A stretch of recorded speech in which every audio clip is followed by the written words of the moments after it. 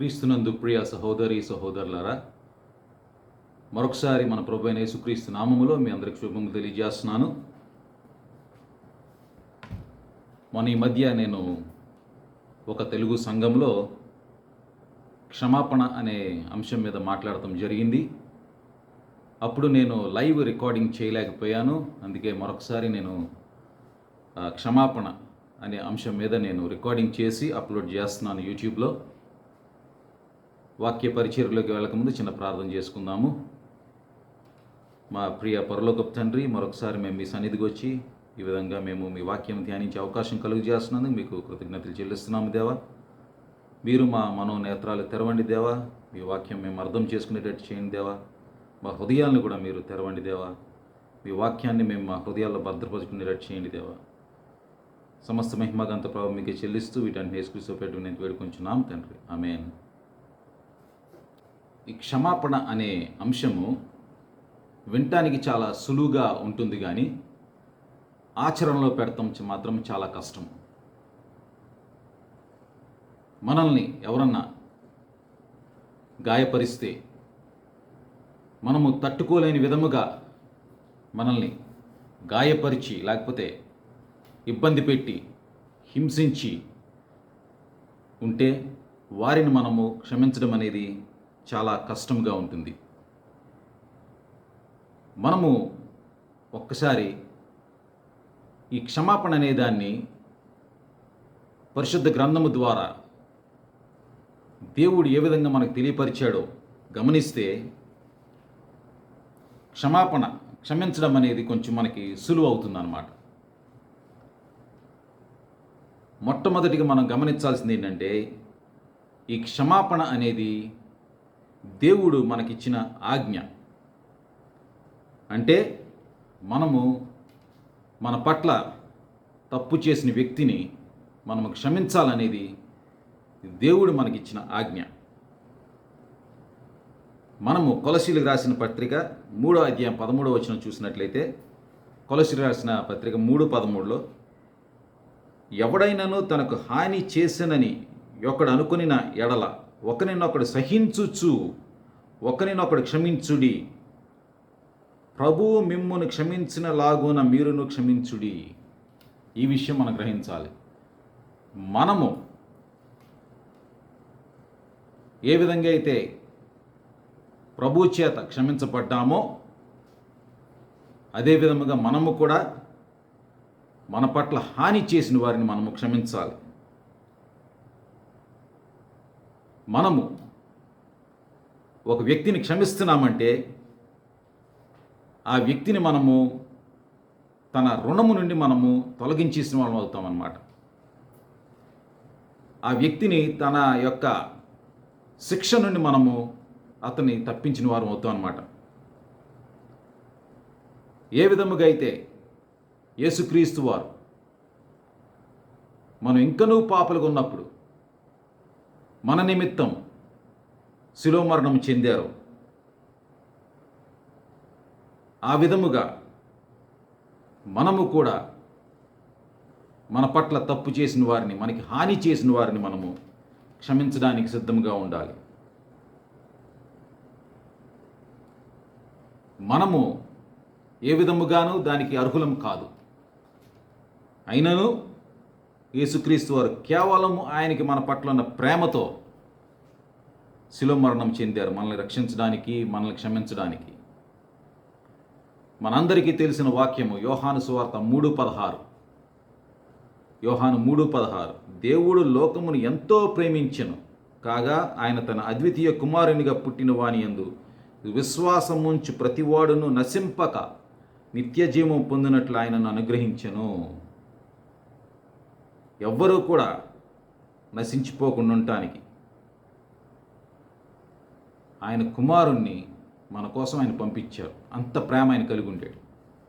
మనం కూడా అదే ప్రేమ మనం చూపించాలని దేవుడు మనల్ని ఆజ్ఞాపిస్తున్నాడు. రెండవదిగా, ఈ క్షమాపణ అనేది ఒక ఎంపిక. అంటే మనము మనస్ఫూర్తిగా మనము ఆలోచనలో తెలిసే మనం ఆ వ్యక్తిని క్షమించాలని నిర్ణయం తీసుకుంటాం. అది ఏదో యాదృచ్ఛికంగా క్షమిద్దాములే అనే వచ్చే ఆలోచన కాదు. కానీ మనము ఎంచుకుని ఆ వ్యక్తిని క్షమించాలని నిర్ణయించుకుని క్షమిస్తామన్నమాట. Forgiving is a choice.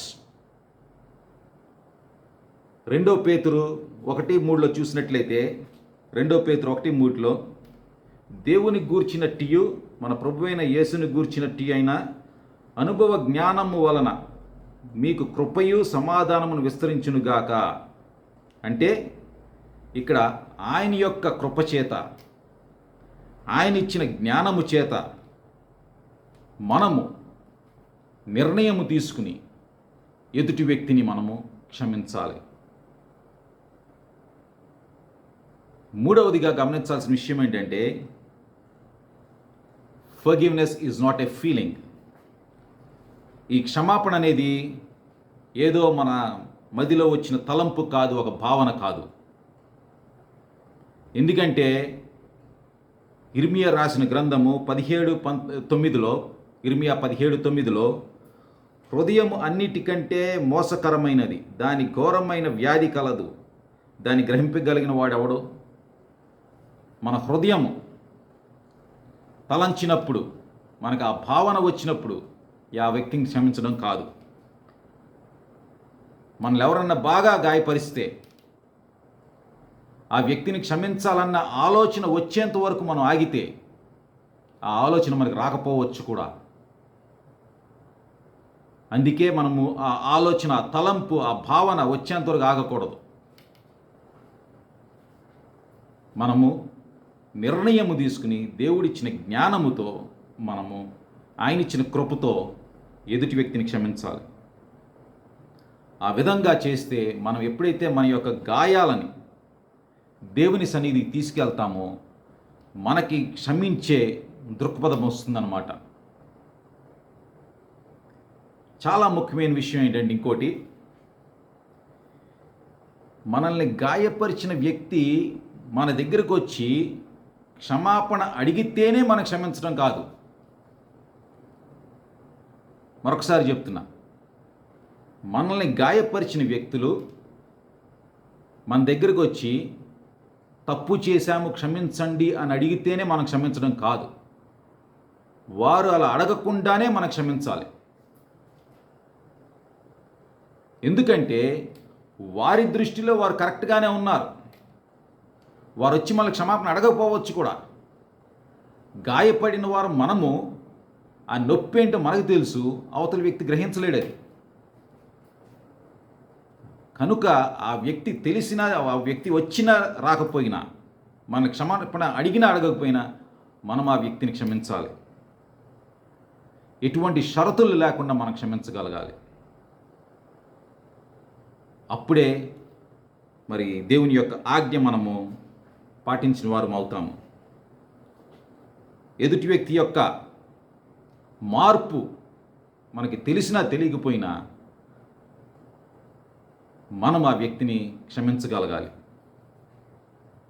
యేసుక్రీస్తు వారు మరి శిలువ మీద మరణిస్తున్నప్పుడు ఆ రోమా సైనికుల్ని, వారిని విషయంలో, ప్రభువా వీరు ఏమి చేయుచున్నారో వీరు ఎరుగరు కనుక వీరిని క్షమించండి అన్నాడు. వారికి యేసుక్రీస్తు వారిని సిలువేస్తున్నారని వాళ్ళకి తెలియదా? సిలువేస్తున్నారని తెలుసు, గాయపరుస్తున్నారని తెలుసు. కానీ ఆ రోమా సైనికుల దృష్టిలో, అక్కడున్న మిగతా జనాల దృష్టిలో వారు చేస్తున్నది వారు కరెక్ట్ అనుకుంటుండారు. వారు తప్పు అన్న విషయాలకు తెలియదు. ఆ విధంగా మన పట్ల ఎవరన్నా మనల్ని గాయపరిస్తే ఆ వ్యక్తి గ్రహించడు. ఆ వ్యక్తి గ్రహించినా గ్రహించకపోయినా మనము క్షమించాలి, షరతులు లేకుండా క్షమించాలి. అలా చేస్తే, మనం ఆ విధంగా క్షమిస్తే మనకి ఆ వ్యక్తితో సమాధానం కలుగుతుంది, సయోధ్య కలుగుతుంది. Forgiveness leads to reconciliation. మరి బైబిల్ ఏమని సెలవిస్తోంది మనకి? రోమీలకు రాసిన పత్రిక 12:18 చదివినట్లయితే, రోమీలకు రాసిన పత్రిక 12:18, సఖ్యమైతే మీ చేతనైనంత మట్టుకు సమస్త మనుష్యులతో సమాధానముగా ఉండుడి. ఈ పరిశుద్ధ గ్రంథము మొత్తము కూడా ఒక ప్రేమ కథ. దేవునికి మన పట్ల ఉన్న ప్రేమ ఈ పరిశుద్ధ గ్రంథంలో వ్రాయబడి ఉంది. తండ్రికి తన యొక్క బిడ్డలు మన పట్ల ఉన్న ప్రేమ ఈ పరిశుద్ధ గ్రంథంలో వ్రాయబడి ఉంది. మనం ఎప్పుడైతే క్షమిస్తామో ఆ ఎదుటి వ్యక్తితో మనకి సమాధానం అనేది కలుగుతుంది. ఆ వ్యక్తితో సమాధానం కలగకపోయినా సరే, ఆ వ్యక్తి మనతో సమాధానం పడకపోయినా సరే, మనకి మనశ్శాంతి అనేది ఉంటుంది. మనము ఈ లోకంలో ఉన్నంత వరకు మరి మనకి పశ్చాత్తాపం అనేది కొన్ని సందర్భాల్లో ఉండకపోవచ్చు. ఆ వ్యక్తిని మనం క్షమించిన తర్వాత కూడా ఆ వ్యక్తి గ్రహించుకుని పశ్చాత్తాపం చెందపోవచ్చు. అయినా సరే మనము ఆ వ్యక్తిని క్షమించాలి. ఎప్పుడైతే అలా క్షమిస్తామో స్వస్థత అనేది కలుగుతుంది. మనకి గాయపడిన హృదయంకి స్వస్థత అనేది కలుగుతుంది. Forgiveness leads to healing.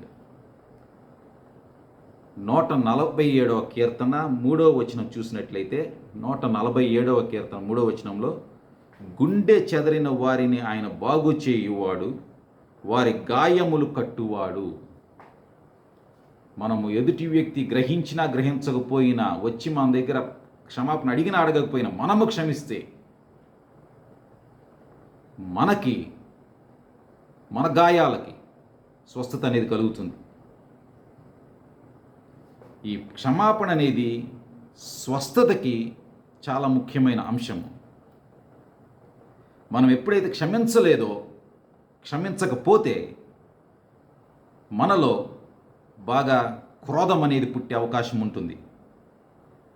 మనకి చాలా తప్పుడు ఆలోచనలు, లేకపోతే కక్ష తీర్చుకునే ఆలోచనలు వచ్చే అవకాశం ఉంది. ఎప్పుడైతే క్షమిస్తామో అవన్నీ కూడా తొలగిపోతాయి. మనము ఎదుటి వ్యక్తిని క్షమిస్తున్నామంటే ఆ పరిస్థితిని మనము దేవునికి అప్పచెప్తున్నట్టే. మనం ఎప్పుడైతే ఎదుటి వ్యక్తిని క్షమిస్తామో ఆ పరిస్థితులని మనము దేవునికి అప్పచెప్పిన వారం అవుతాం. మనకి రోమిలికి రాసిన పత్రిక 12:19 వచ్చిన చూసినట్లయితే, రోమిలికి రాసిన పత్రిక 12:19లో, ప్రియులారా, మీకు మీరే పగ తీర్చుకొనక దేవుని ఉగ్రతకు చోటియ్యుడి.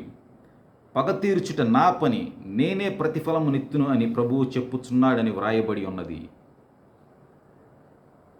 ఇది చాలా జాగ్రత్తగా చూడాల్సిన అంశము. నేను ప్రభువుకు అప్పచెప్పేశాను, ప్రభు ఆ వ్యక్తి మీద ఉగ్రత చూపించాలి అని చెప్పి మీరు అనుకుంటే మాత్రం అది తప్పు. అంటే మీరు ఆ వ్యక్తిని క్షమించలేదు అని అర్థం.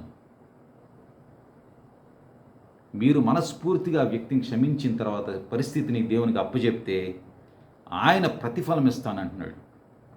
మీకు నెమ్మది సమాధానం కలుగు చేస్తాడు. ఆ వ్యక్తికి తగిన గుణపాఠం నేర్పిస్తాడు దేవుడు.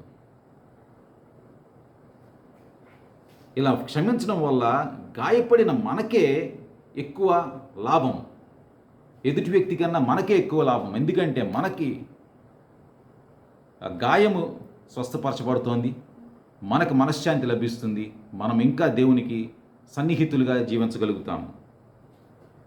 ఎఫెసీయులకు రాసిన 4వ అధ్యాయము 26-27 వచనాలు చూసినట్లయితే, ఎఫెసీయులకు రాసిన పత్రిక 4వ అధ్యాయం 26-27 వచనాల్లో, కోపపడుడి గాని పాపము చెయ్యకుడి, సూర్యుడస్తమించు వరకు మీ కోపము నిలిచి ఉండకూడదు, అపవాదికి చోటియ్యకుడి. కోపం అనేది మనకు వస్తుంది, మన గాయం కలిగినప్పుడు కోపం అనేది వస్తుంది. కానీ ఏం చెప్తున్నాడు? పాపము చెయ్యొద్దు. సూర్యాస్తమయం అయ్యేలోపు ఆ వ్యక్తితో మనము సమాధాన పడాలి. ఆ కోపము సూర్యాస్తమయం తర్వాత ఉంచుకోకూడదు. ఆ వ్యక్తిని మనం క్షమించేయాలి. అలా క్షమించకపోతే మనలో కక్షపూరితమైన ఆలోచనలు రావచ్చు. అపవాదికి మనము అవకాశం ఇచ్చిన వాళ్ళం అవుతాము. కనుక ప్రియ సహోదరి సహోదరులారా, మనకి క్షమించాలి అన్న తలంపు వచ్చేంత వరకు మనం ఆగకుండా మనము మనస్ఫూర్తిగా ఒక నిర్ణయం తీసుకుని దేవుని ఆజ్ఞ ప్రకారము ఎటువంటి షరతులు లేకుండా మనల్ని గాయపరిచిన వ్యక్తుల్ని మనము క్షమిద్దాం. ఆ విధముగా చేయటం ద్వారా మనము దేవుని బిడ్డలుగా నిలవగలుగుతాము. మన గాయములు దేవుడు స్వస్థపరుస్తాడు. మన యొక్క పరిస్థితిని దేవునికి అప్పచెప్దాం. దేవుడు మనకెప్పుడు అన్యాయము చేయడు. మనల్ని ఎప్పుడు విడువడు, ఎడబాయడు. ఈ క్షమాపణ అనే గుణం మనము నేర్చుకుందాం, పెంపొందించుకుందాం. దేవుడి వాక్యాన్ని దీవించును గాక.